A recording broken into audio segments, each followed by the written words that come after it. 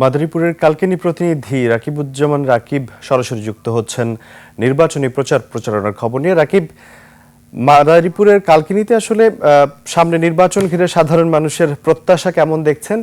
এর বাইরে আসলে সার্বিক পরিস্থিতি কি রয়েছে জানাবেন আমাদের। জি, ধন্যবাদ রাজিউর।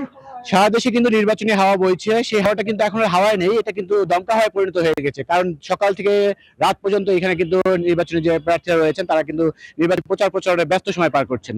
আমার সাথে এই মুহূর্তে রয়েছে মাদারীপুর ৩ আসনের সংসদ সদস্য প্রার্থী জামাতি ইসলামী আন্দোলন বাংলাদেশের হাতপাখা মনোনীত প্রার্থী মাওলানা আইজুল হক। আমি তার কাছে একটু জানতে চাই, আপনি এই নির্বাচনে জয়লাভ করলে কি ইশতেহার রয়েছে মাদারীপুর ৩ আসনের জন্য? আমি মোহাম্মদ আজিজুল হক, ইসলামী আন্দোলন বাংলাদেশ মনোনীত মাদারীপুর ৩ আসনের হাতপাখার এমপি প্রার্থী। জনগণ যদি আমাকে বিজয় করে, জনপ্রত্যাশার ইশতেহারের অন্যতম আমার থাকবে সর্বত্র শরিয়া প্রতিষ্ঠা করা। এরপরে আরো থাকবে যুবকদের জন্য কর্মসংস্থানের ব্যবস্থা করা। আজকে যুবকরা বেকার, এই জন্য কারিগরি শিক্ষার মাধ্যমে তাকে দক্ষ করে গড়ে তোলা এবং তাদের কর্মসংস্থানের ব্যবস্থা করা। আচ্ছা, এই নির্বাচনী প্রচারণায় গিয়ে আপনি কেমন সাড়া পাচ্ছেন? আলহামদুলিল্লাহ, আমি নির্বাচনী প্রচারণায় প্রত্যন্ত অঞ্চলে গিয়েছি, প্রতিটা হাট বাজারে গিয়েছি। প্রতিটা মানুষই পীর সাহেব চরমনের কথা শোনার পরে বলতেছে যে না, তার কথাও কাজে মিল আছে। আমরা সব নেতাই দেখেছি তার কথার সাথে প্রতিটা কাজে মিল আছে, বিদায় আমরা তাদেরকে সমর্থন করব। আমি প্রত্যাশা আমার প্রতিটা লোকে আমাকে সমর্থন দিয়েছে এবং আশ্বাস দিয়েছেন। ধন্যবাদ।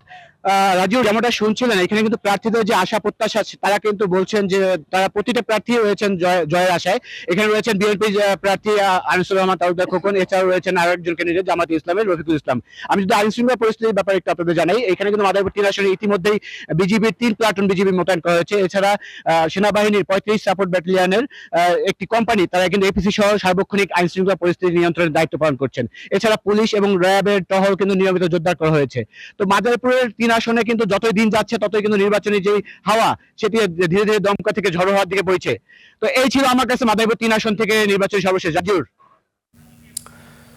রাকিব, আপনাকে ধন্যবাদ।